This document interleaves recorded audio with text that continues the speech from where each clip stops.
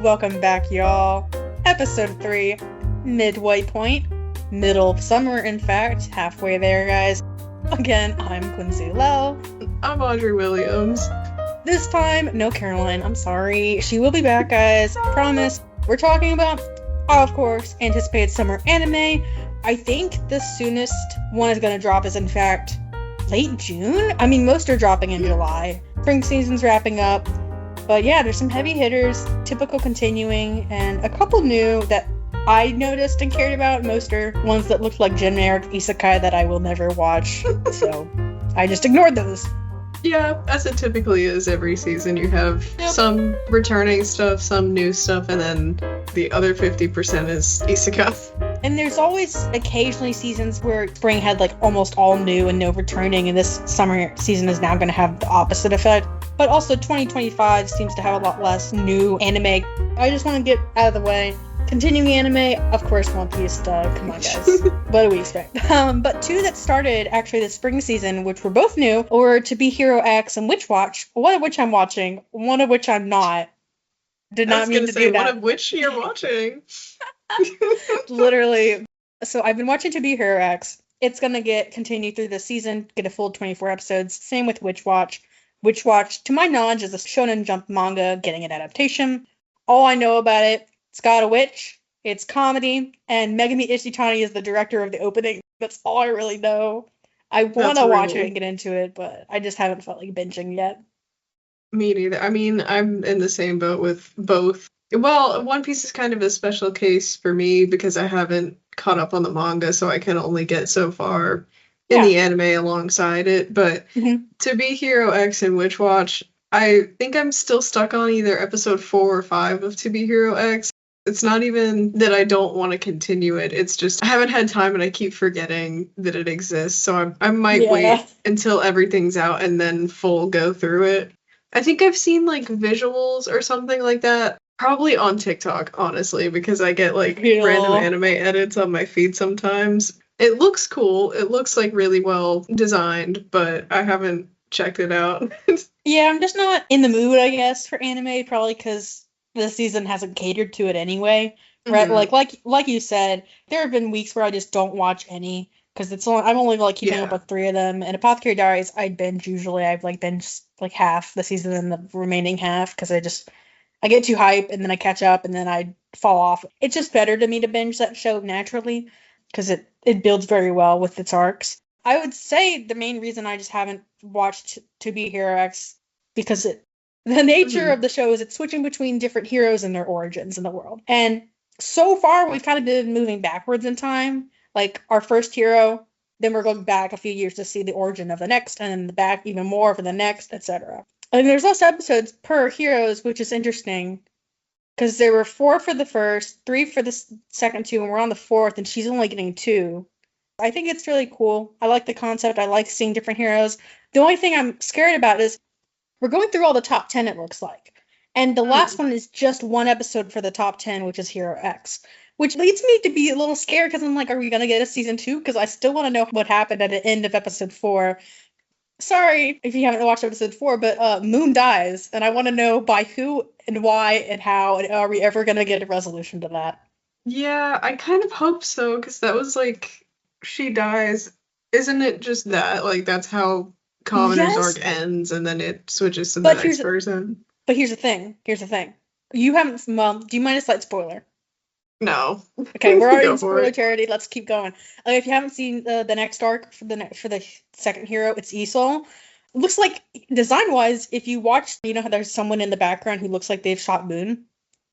Yes. It looks like it's Isol, who's the next hero. Oh. Who's the second one you meet, whose origin you meet like after. And I'm like, so I'm so curious because also like what they've done so well throughout each is like this undertone of corruption, not necessarily because of, you know, bureaucracy and everything. Like, I wouldn't say it's the same corruption as, like, MHA, for instance, and its Hero Society Commission. But that organization has a lot more nuanced corruption just based on the fact that hero is a job. Whereas in To Be Hero X, it's based on trust value, which has its own limitations and corruption. Because basically, if someone believes you should be standing upright for all your life because they thought, oh my gosh, the only way you could save people is standing upright, you're going to be forced to never be able to sit ever again.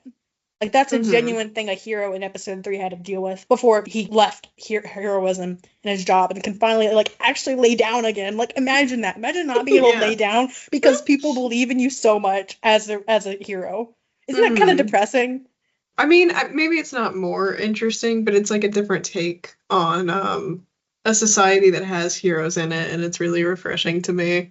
Well, I mean, to be fair, My Hero isn't only heroes versus villains either, but it kind of gets that way after a certain amount of time, whereas, like, To Be Hero X, I think, explores society's expectations of heroes and what that can do to the heroes themselves more than just, like, for sure. These heroes are so cool and fighting people, you know what I mean? Like, the whole show is based around that. Yeah, 100%. Like, My Hero has some faults that I obviously dislike.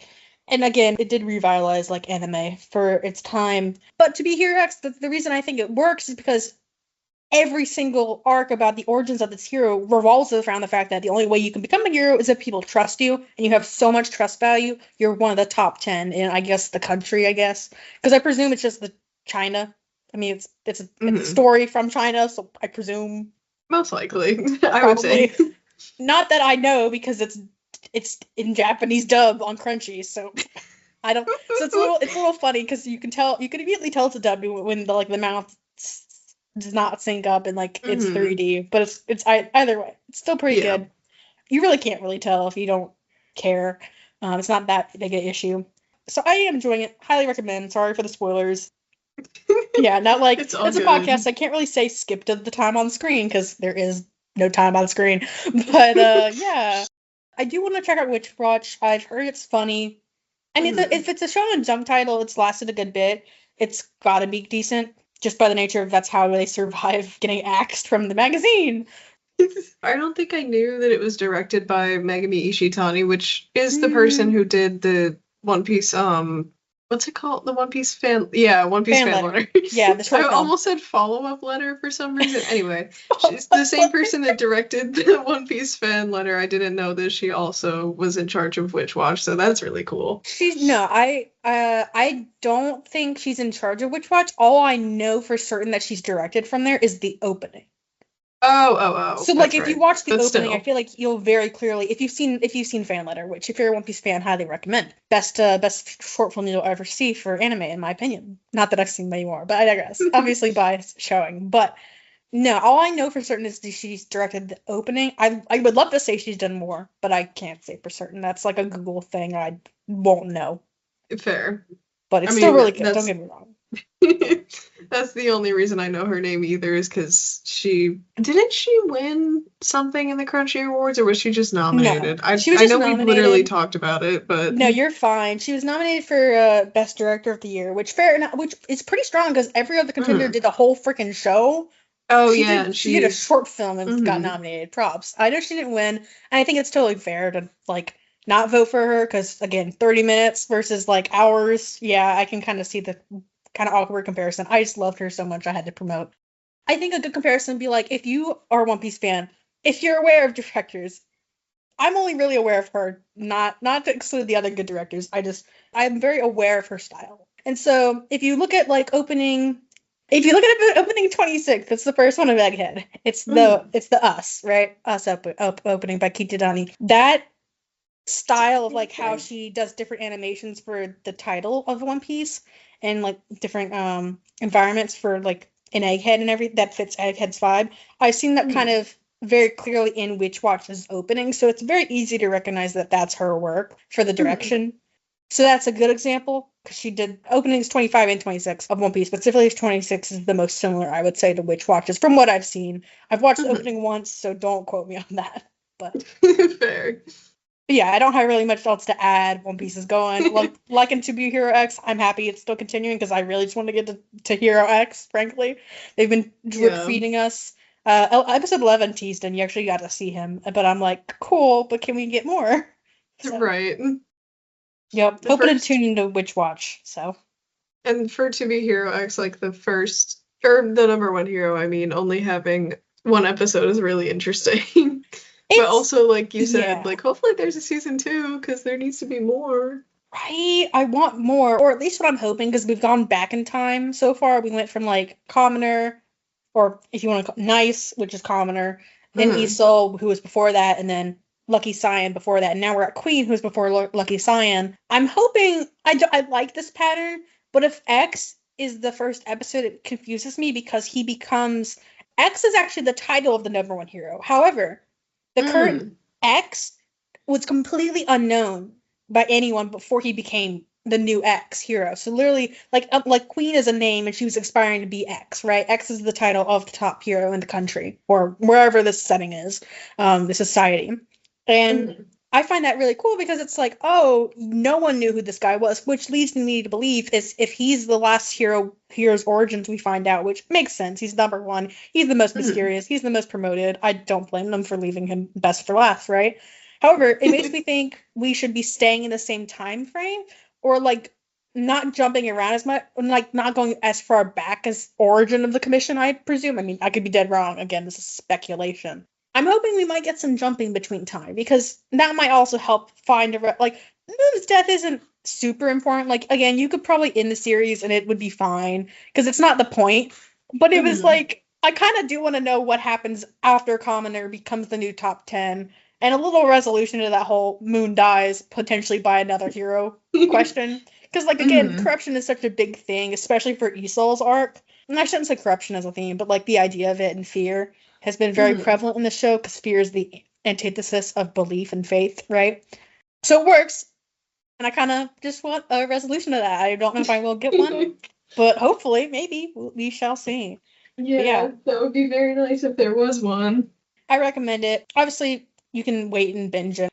I'm probably going to be doing that for Witch Watch. I'm definitely been doing that for Apothecary Diet as much as I praise it. It's not like it's bad weekly. I just get impatient, and so if I binge it, I'm happier.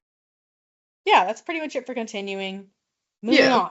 Let's actually focus on the new and returning. Starting with returning, because it's just bigger and I care more. Huge lineup. We'll go in order of the list because I feel like it's the one we care about most, and then down, probably. Or at least the most popular, I would say. Coming back, we have Dandadan coming back. We got Kaiju number 8, Sakamoto Days, Dr. Stone, My Dress Up Darling, which is a huge reference from, 2021 or something? It's been a minute. Oh, yeah. Rising of the Shield Hero, which is one of the more popular isekai. And then this one cracks me up the most. I only included it because I did watch the first season, and it's hysterical that there's a second. I don't know the full title, but it's the vending machine isekai.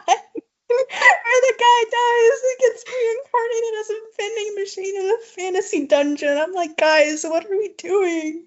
They were like, people love this so much, we need to give them more. Apparently. The only reason I stayed, not gonna lie, Zora's voice actor is in there for Japanese. So really? Wait, who does he voice? I mean, some ranger guy. He's like the leader of an adventurer team that's like pretty popular.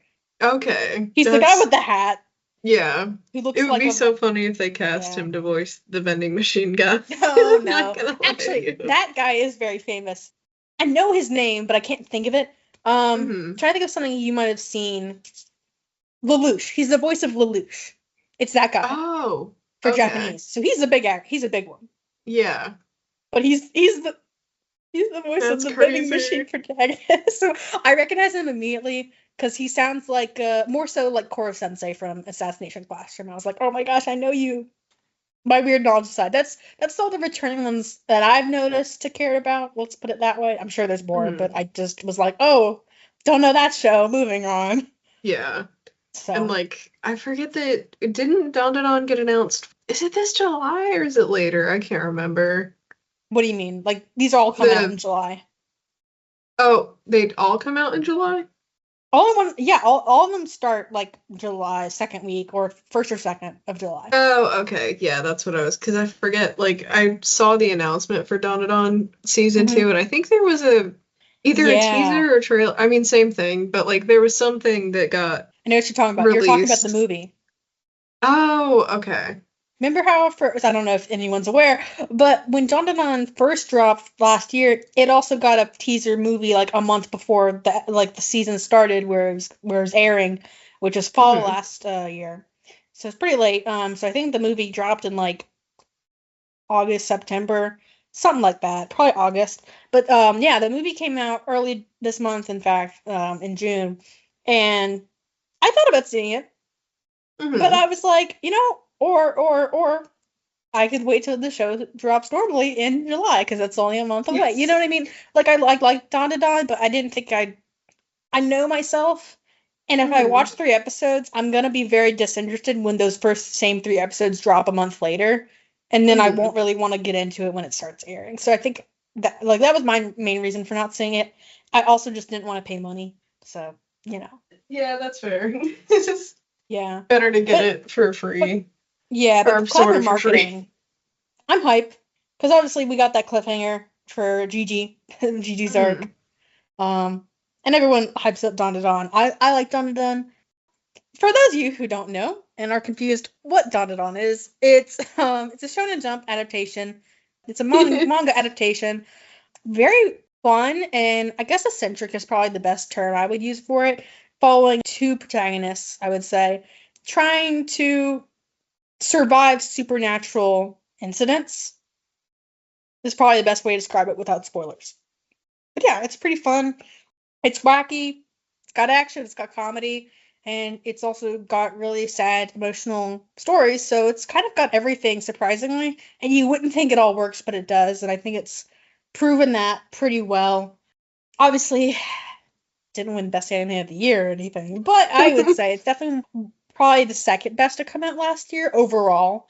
As even though I think the appeal is more niche than say like even Dungeon, Delicious in Dungeon. I was about to say Dungeon Meshing, my bad. Same thing. But I would say that's probably more marketable for a general audience than Dandadan because Dandadan is very risque in some of what's kind of happening. So if you don't like nudity, maybe that sounds really bad. I promise it's not like that. It's not, guys. I promise it's not like it's not weird risque. It's not that it's just weird. Like it's just I don't know how to describe. It's just weird. It's weird. So we can't really talk about it in depth, but like if you don't like the first episode, don't bother continuing. That's kind of how I pitch it. That's a good way to put it. Yeah. Because they definitely throw you into it immediately. They throw you into it very well, I think. And Science Star pops off with the animation. Yeah. I mean, it's like you're saying, like, if you don't like the first episode, probably don't watch it, which, to be fair, they do a good job. Like, they don't throw you in it in a way that, like, disorients you, I guess, or, like, that disorients you in a bad way, but it is, like, you can immediately tell, oh, this is going to be something that I like, or it's going to be something I don't like, I'm stopping watching. I would say it's similar to Chainsaw Man, except for, I think, Chainsaw Man, not like in a bad way, but I feel like you get a little deception in Chainsaw Man in the first episode because it's not always like that. I would say do too for like that would be the most, but I would say that's the most similar it is too. So if you like Chainsaw Man, your odds are you probably would like this. Reverse doesn't have to be true because I don't like Chainsaw Man. I know it's good, guys. I know it's good. I just can't get over. I know why Denji's horny. I just can't get over it. I just can't. But anyway, moving on. I mean, it's such a bang. I need to be. This is like off topic and will be cut probably, but I haven't caught up with part 2. So, but part 1 is really good. I know people love it. So there's a reason people love things, right? It's either well written or just really relatable, or people can self-insert. Either way, yeah. But yeah, I love the. I guess, like, I mean, aside vending machine isekai, I'm probably not gonna watch, but it is really funny that that's continuing. We're working our way down. Okay, we gotta lower expectations. Got it? Yeah. That's why I left the isekai for last. So, moving on. Another one coming back that's also from Jump. Huge. What? Gosh, actually, most of these are from Jump. Now that I think about it, all these shonen are coming back. Kaiju number 8's coming back. It's gonna sound like a backhanded compliment, and it very much is, but I still think it's probably the truest of this. It's the show I'm least excited for, and the one I think probably shouldn't be as hype, but I still think it's worth checking out, because if you just love typical shonen, battle shonen, it's good enough. I don't have many compliments. Not like in a bad way. It's not like it's just very average. And again, that's not bad. I just don't think it does anything unique. Yeah, that's kind of fair. I know of it, but I never like got into it really. Mm-hmm. And it's one of those that like I don't really feel the need to watch it. I don't think like I mean I'm Yes. sure that it's kind of what you're saying, like it's good, but It might be out there. I think it's again because I haven't seen this anime, but to me, from my perspective, it feels like a Black Clover to me, where I don't need to check it out because it feels like I wouldn't lose out on anything if I did. Yeah, that's pretty But it's good also decently comparison. popular, so that's my comparison. Not much to say. I think the strongest part of Kaiju is actually its character writing, and the fights were good in the anime, so it's not. And I would say they're bad in the manga, but it's just obviously better. Like nothing against the mangaka, way better than I could ever draw, man. But I do think the anime is a better adaptation overall, and it is kind of refreshing to follow a protagonist in a shonen story who's not in their teens. Man is Yeah. 30. Man is 30, so it's kind of more like, oh, but also I feel like the comedy leans too much into that sometimes, so that's kind of not my Yeah. thing, but not bad. Anything you want to add for Kaiju? Not necessarily. I mean, like, I Yeah. kind of, that's it for me. Like, Yep. I mean, if you haven't it's seen it, definitely like an interesting show and like, no, similar to Black Clover, like you said, like, no hate if you like it. It's just not something that I'm really like, I don't yeah. even think if I gave it a shot, I wouldn't hate it, I don't think, but wouldn't be my favorite thing ever either. So I don't feel the need Just for it. yeah, just to offer a perspective, I do watch it. I enjoyed the first Mm, season. I just think everything else that's coming out, but considering how heavy the season is and returning shows that are big IPs, it's mm-hmm. probably if I kept it to the five non-isekai that are returning, that I care to watch anyway. I know there's more, but I don't know what they are. Of the four, Battle Shonen and the one, I don't know, romance. I guess it's Mm-hmm. romance. I would say it's probably the one I care about least. Yeah. Because again, it's just I like the kaiju designs. I like the characters a lot. I think it's kind of cool. Hoshina, really, really cool. I like him. Kind of where I'm at. Yeah. Mm-hmm. That In makes fact, I sense. would say the next one to talk about Sakamoto Days has more promise for me as like its growth. But I will also preface I have caught up on the Kaiju number 8 manga because one more, I guess, for our listeners. I broke my arm last summer. There was a period where I was just in my bed a while, and Kaiju number 8 was airing. I was like, well, I got nothing else to read, so let's read some manga on my Shonen Yeah. Jump app. So I read it. Not bad. I was just like, yeah, cool. I read it. It's really it. Same. Nothing much Hmm. to add. But anyway, Sakamoto Days, it's coming back, and I'm more hyped for that, to be honest. Yeah, I need to. Loki, I have not started it, and so I've heard you talk about it before, and how like I mean I Yeah. don't know how the whole 24 was it a 24 episode No, anime it actually? was actually. So let me give you a rundown. Let me give people who are listening a rundown, spoiler free, kind of like I did Don. Screw it. We're gonna do it for kaiju number 8 too. Let's just keep the pattern going. So actually, let me do a quick kaiju and then segue back to Sakamoto. Kaiju number 8. Sorry for all the. It sounds like I'm giving hate. I promise you. Give me it above solo leveling any day. That's my perspective. Okay, guys. That's probably a better Hmm. benchmark for y'all. But kaiju number 8. Kaiju, which is monster in Japanese, essentially. They're usually very big. Think Godzilla. That's a kaiju in Japan. In Japan and in Japanese culture. So essentially, what happens it's a kaiju-filled world. Kaiju come and destroy buildings and civilization, and people run. But there are people who wear these special suits made from corpses of kaiju. In other words, their thick skin that enhances Hmm. like muscles and such to where they can fight back and kill them, right? With like weaponry and also helps with their defense. It's kind of a cool system, but nothing again really unique. Our protagonist is a 30-year-old man who's part of the cleaning system of kaiju because if you have all these giant monster corpses, what do you do? Well, someone's got to clean them up, right? So he's part of that crew because he never passed the exam. They raised the bar. The age limit from like 20 something to 32, so he can take it again. However, twist, he's been infected by a parasitic kaiju and is now technically a kaiju. So while he has his Oh, dream shot to go and join his best friend who's in the military and pass the exam, like and fulfill his dream like he always wanted, he's also technically the enemy of humankind. Oh no, how familiar. Sorry. But anyway, again, not bad. Quick rundown. You find that out in the very first episode. I'm not spoiling much. But yeah. yeah, so again, typical battle shonen. Moving on. Sakamoto Hmm. Days. A little more interesting, a little more nuanced, but also wider variety of genres getting filled. So it's 11 episodes only for the first season on Netflix, Oh, which is really surprising and jarring. And I don't like the pacing.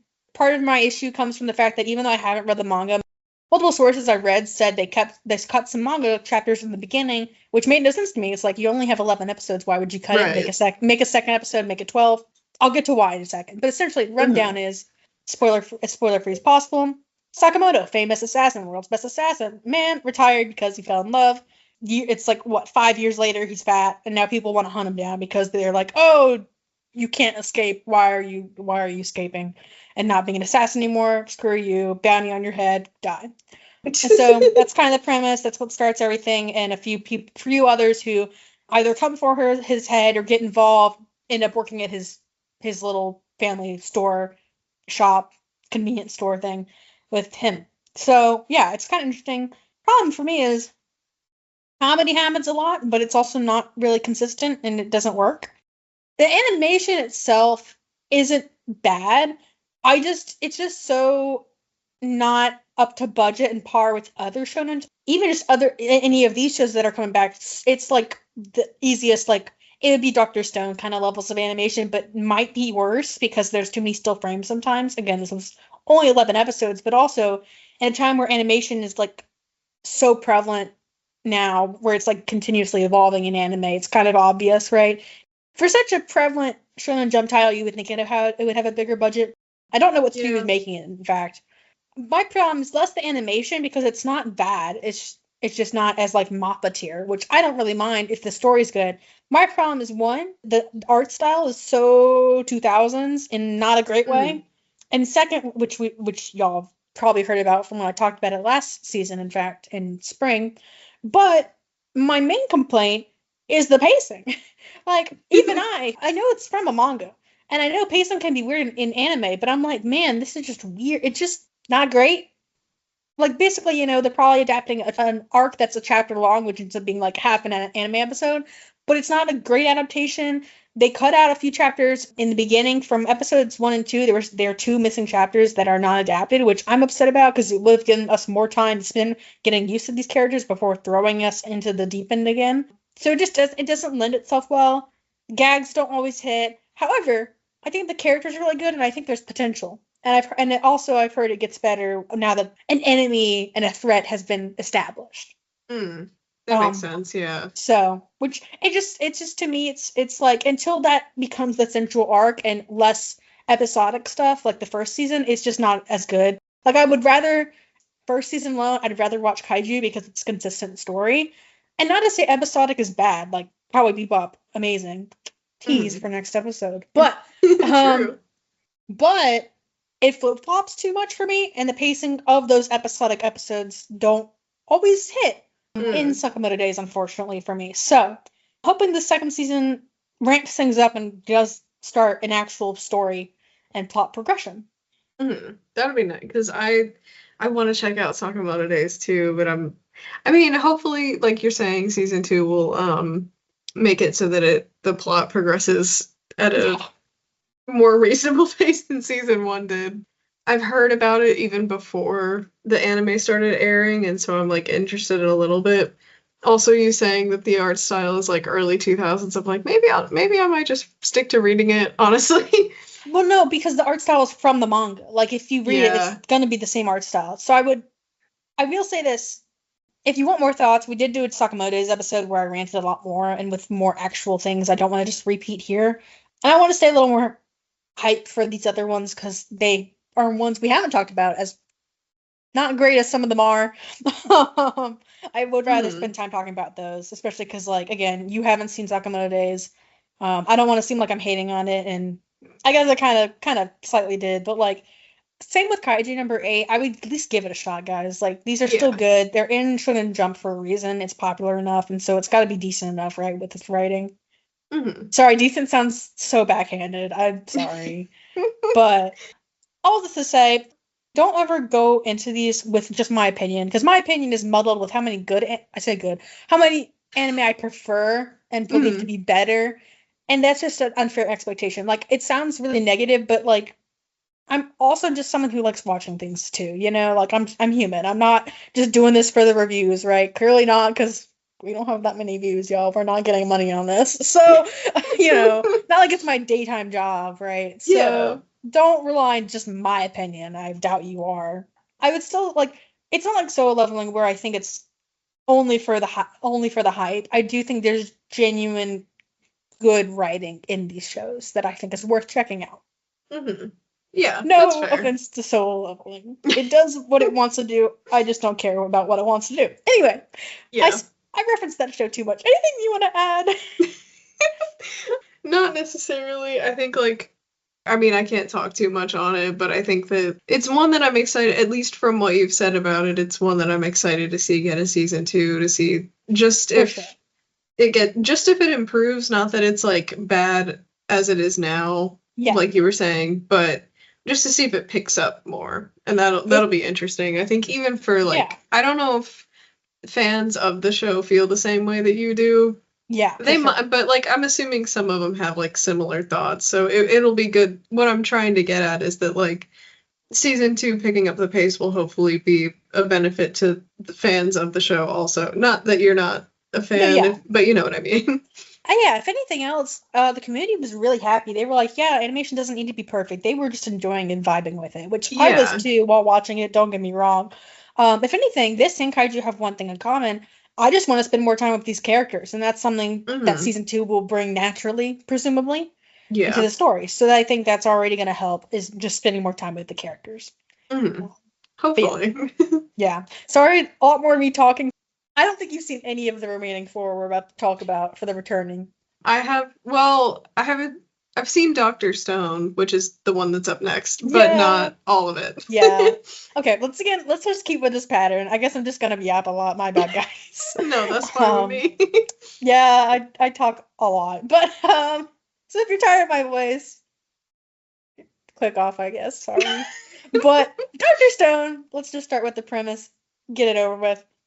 If you ever wanted to know what humanity would do if it became frozen, everyone became like if Medusa came turned to life and everyone turned to stone and lived for like a few millennia before realizing, hey, we're back in the Stone Age, and what would current now modern humanity react and try and do. That's basically what Dr. Stone starts off with and how that works. Like how do people deal with do we want to return to society as is? It's got a lot of problems and corruption, right? In certain parts of the world for everyone, really.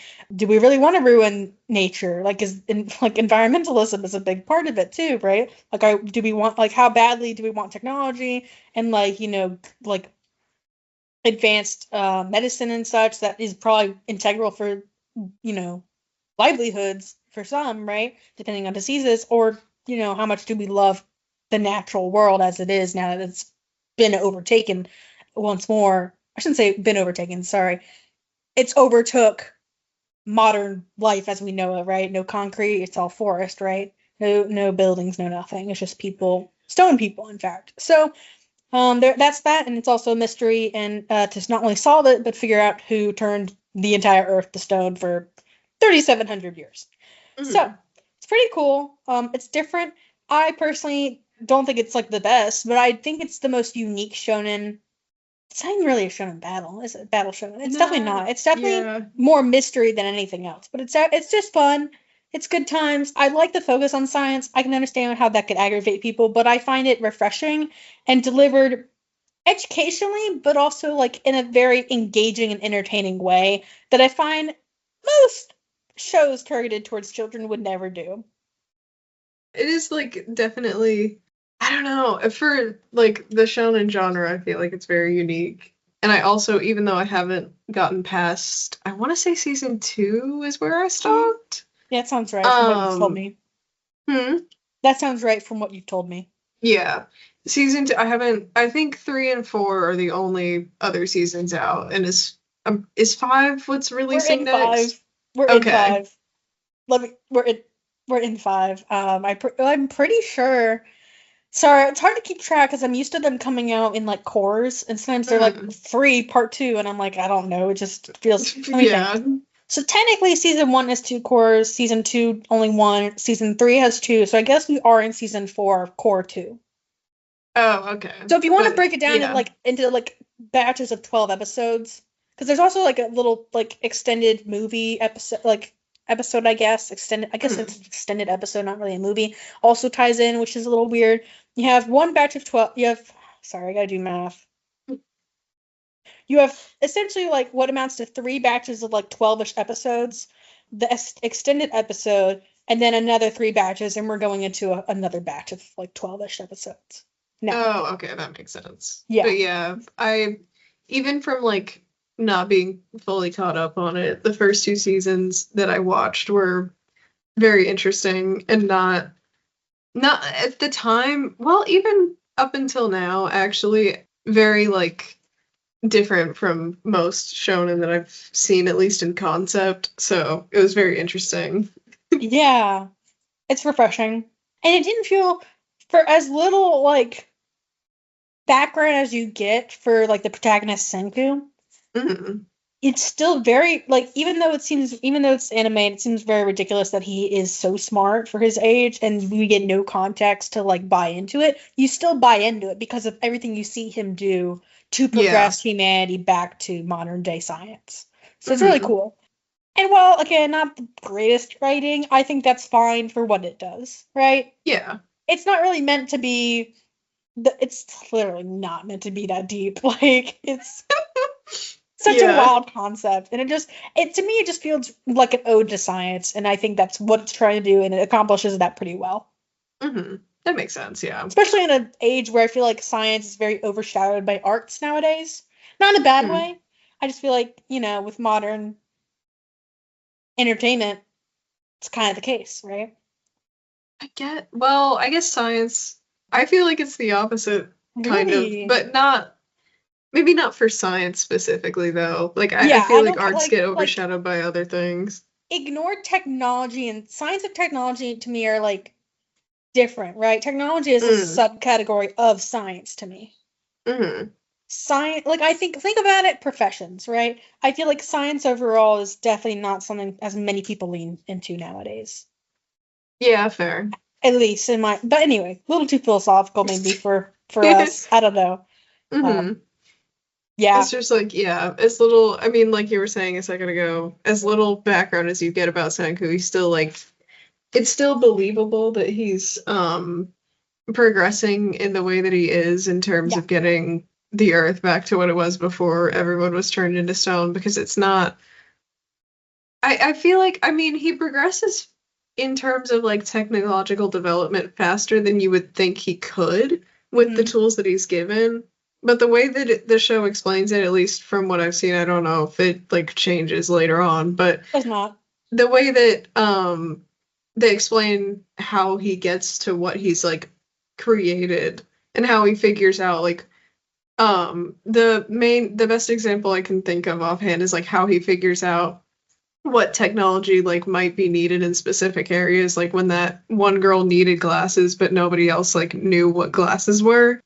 It like explains it in a very reasonable way, so it's not like unbelievable that like, oh my god, I thought that was like such an advanced thing, but he just and it deals with scarcity of resources and acquiring resources required to make the technology very well done. So yeah.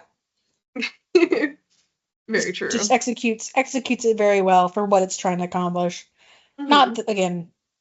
Do I probably prefer it than Kaijin Sakamoto? Yes, but I've also spent more time with it, so it has longevity over that and familiarity.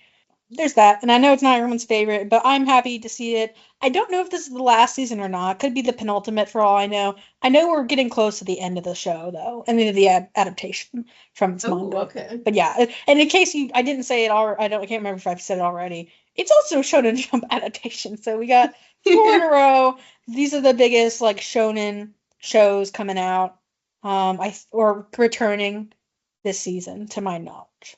But yeah, moving on. I don't know if I've ever mentioned this, but I did watch My Dress Up Darling when it came out. Oh. Not for the faint of heart. It's a romance that likes showing skin occasionally, but it's not the worst romance I've seen because I didn't drop it. Let's put it out there. It's still very cliche in what it does, but essentially it's a girl who wants to cosplay and a guy who, I know there's an actual profession for this, but the best way I can describe it is he knows how to make clothes for dolls.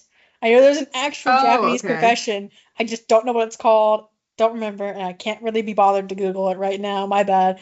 But he's very shy. But then she notices, hey, he likes doing it, and so she approaches him and is like, hey, make me real cosplay. And Hmm. so that's how they get interconnected, and he starts doing it, and they just become attracted to one another. Obviously, as romance goes, oh will they, won't they? Only 12 episodes, but it's got a second season now coming back this season. So I have heard of Dress Up Darling, and I've seen like the first manga cover for it, and that's kind of it.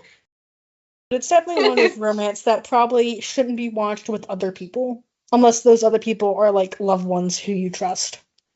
Yeah, fair. I didn't know the concept for it. I have like a friend back home who I don't know how far into it she got, but she like watched some of it, I believe. And it's the concept for it is kind of cool, but I Hmm. mean, like you're saying, like it probably is just like a typical romance, which is fine, but Yeah, it's typical with an atypical setup. yeah, that makes Is probably the sense. best way to phrase it. My advice: don't watch it with other people you don't trust Hmm. around or who might get the wrong idea of what's happening in the anime, because it's one of those that edges and toes the line of, shall we say, appropriate in what's happening occasionally for high schoolers, especially. Oh, Um, fair, yeah. like for just to cater, like I don't want to say just to cater to fan service, but obviously doesn't need to go that hard sometimes. Other times I think it's very funny and leans into comedy with the way it phrases things. But I do think sometimes it doesn't. It's just like a lot of romance. It doesn't need to do that. It's just like, Hmm. again, a Western perspective to an Eastern culture. Japan likes that. I don't. Whatever. Fair enough. I Hmm. can't really escape it, can I? If I'm watching romance anime, which is why the ones I Right. recommend I praise pretty highly, Hmm. because I only really watch ones I can tolerate for their cliches. But Yeah, that's yeah, fair. I won't. Because I like won't overstay my welcome with it. I think that's pretty much all I wanted to say for it. hmm yeah, and I have no experience with it. I mean, it sounds Yeah. interesting, but Sorry. I'm not really like typically a Yeah. romance anime person. So I mean, Yeah. I like it good on the because fans. Like I'm for glad sure. it's getting more um episodes, but not something I will be checking out, unfortunately. Yeah, I liked it when it was coming out. I'm actually not. I'm not opposed to romance as much as I sound like I am, which shouldn't be shocking if you watched our first season where I hyped up Too Many Losing Heroines to death because I loved it.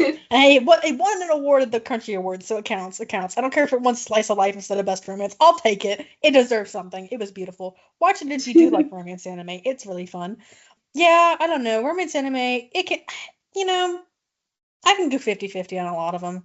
Most that do typical romance anime things that will they won't they, and with like no real depth, I don't care to watch. This one did a little different stuff and helps that it focuses on the leads like almost explicitly. There's like so little side characters, which can be bad but in this case it's not bad at all. I would say in other romance anime it helps to have a wider cast, in fact, but also sometimes that wider cast can become like a love quadrant like what am I trying to say? Like a love trapezoid or something, right? They can go really wild with it, which is unnecessary, in my opinion. But Mhm. moving on.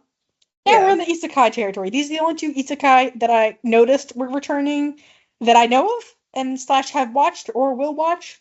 Um, Starting off, Rising of the Shield Hero. If you haven't heard of it, probably for good reason. I won't want to say it's that popular. It's kind of in the midst where it's like it's not unknown for as many isekai there are, but I think it's known for a lot of wrong reasons, right? In other words, it's probably not that great for what I've seen. I think I've only seen the first season, and that was enough for me. I probably shouldn't even watch that first season, but I was bored that year. I watched a lot of isekai, so it was one of them. But um, basically, typical gets summoned to another world. Man was in a library opening a book. It suddenly he's summoned as the shield hero. Can't take off the shield. There's four heroes summoned. He's the only one that's not a weapon, and none of them can remove their weapons, but they can go through like leveling up like a game system.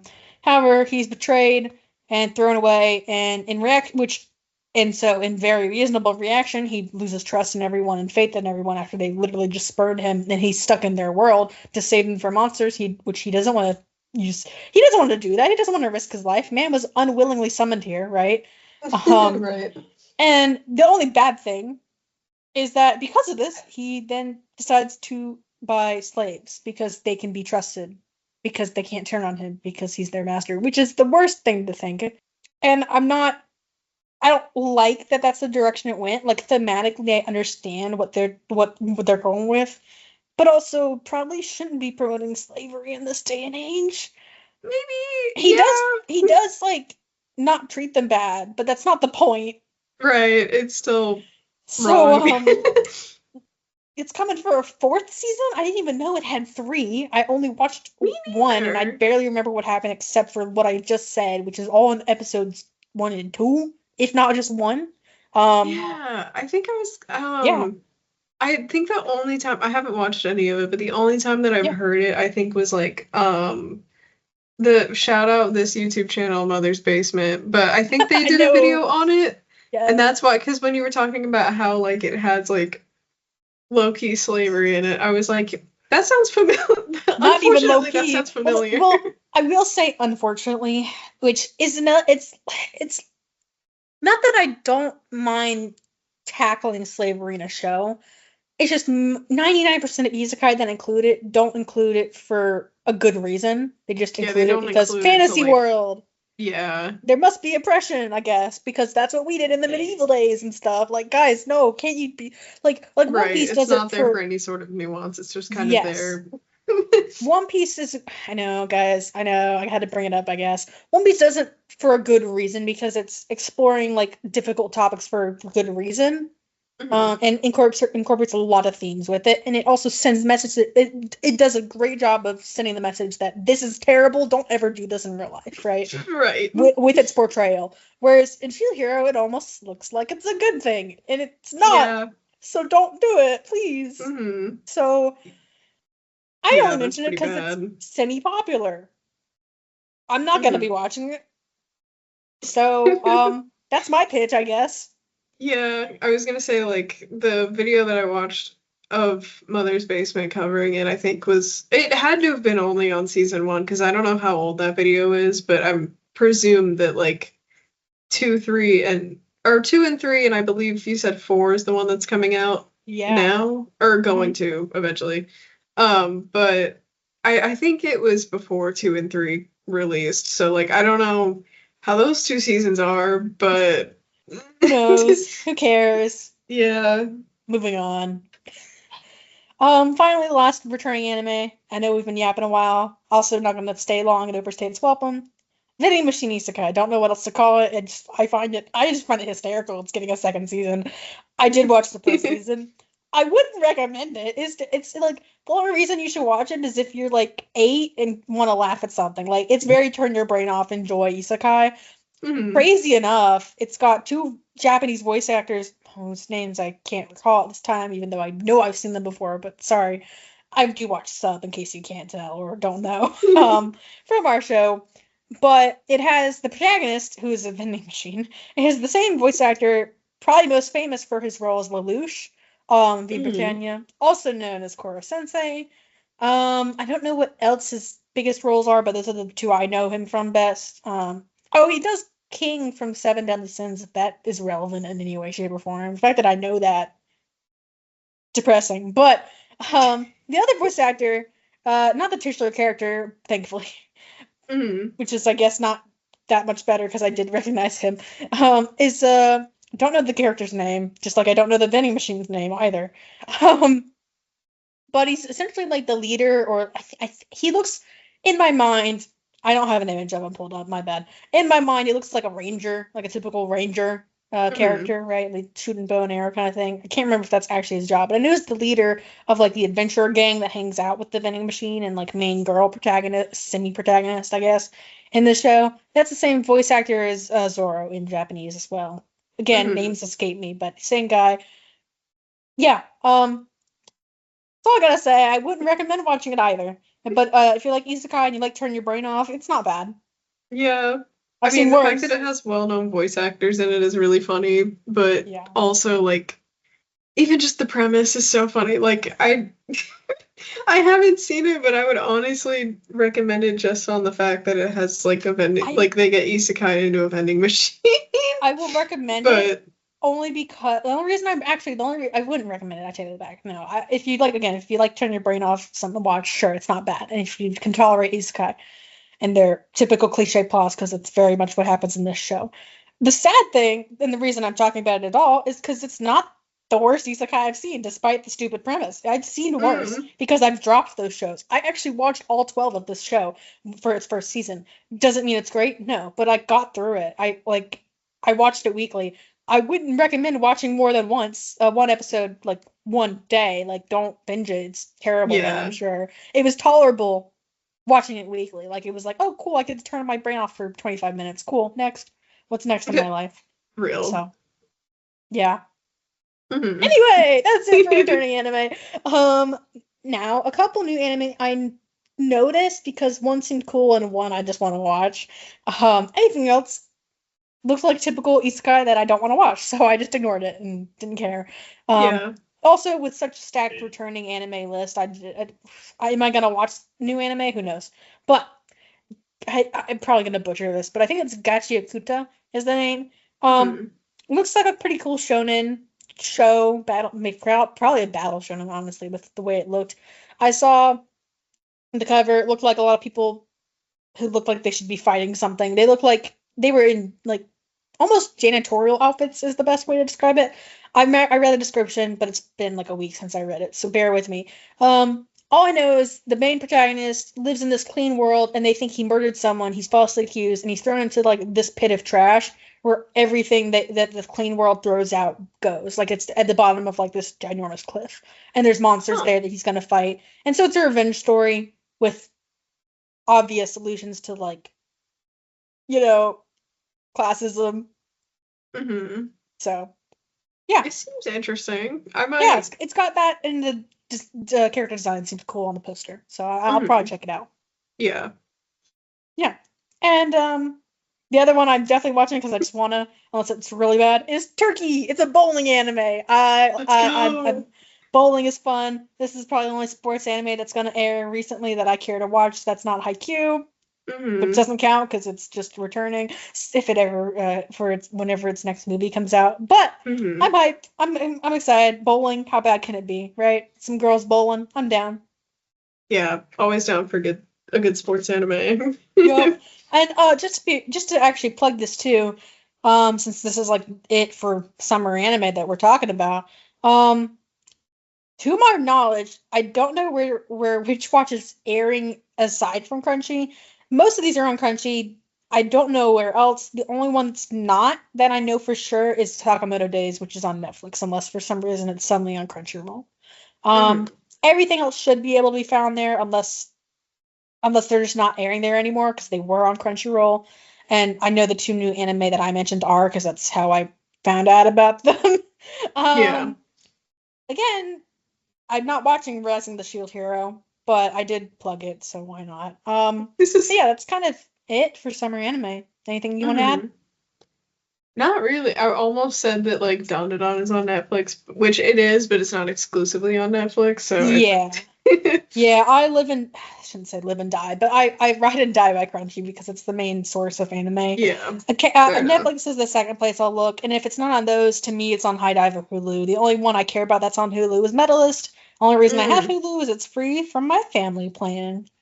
Same. If it's on High Dive, I don't have Amazon Prime and I don't care. Because if it's on High Dive, it's probably not that good. Fair. Actually, the only two shows I care about that I know are on High Dive, and I know because I watched them with my dad on his account, were, what is it? Help was fun. Not that great, but it was fun. And Eminence and Shadow, which I find hilarious and enjoy watching. I know those are usually exclusively on High Dive. Not that they're coming back, but I guess I just wanted to talk about it. This could be cut if we want, or it can be left in. I don't really care. I just interesting lore. But anyway, weird Western copyright licenses of these shows. But Yeah. I digress. Haida doesn't usually get good stuff it licenses, but I digress. Mm-hmm. Yep. Anywho, that's it for summer anime. A lot of returning, not many new to look out to, but hey, it looks like it's got more going for it than this spring anime has. Especially because the only two ones I've heard about that are actually decent, that aren't Vigilantes, because Vigilantes has some problems, are continuing. So will they be remembered for spring? No, they'll be remembered for summer. That's that. Yeah. So next episode, we'll be covering our anime summer binge recommendations. So what this means, just to clarify so y'all understand, Audrey and I will be giving, Caroline, our special guest Caroline, our special lovely producer, she will be appearing, just not as many anime recommendations, because she's probably not as bored, if nothing else, considering we watch anime. So we have some restrictions, but we're going to be recommending, specifically me and Audrey, we'll be recommending 3 anime that have under 300 episodes. This is just so we can exclude One Piece, because otherwise we'd ride and die by that. My second restriction is it's gotta be complete. I don't want to recommend a show that's gonna be airing and that we're probably gonna talk about, or have already talked about in any of our seasons, aside from this summer. Me and Audrey are gonna talk about our top 5 anime, at least at that point in time, when they come back in that episode. We'll surprise each other just as much as we'll surprise y'all. We've yapped a lot. Hopefully y'all got something out of this. And nothing else, we gave little spiels of, roll credits. Guys, I'm, making unintentional puns, I promise. To stop yapping. Thanks for listening. We'll see y'all after 4th of July. Yeah, happy 4th. Bye.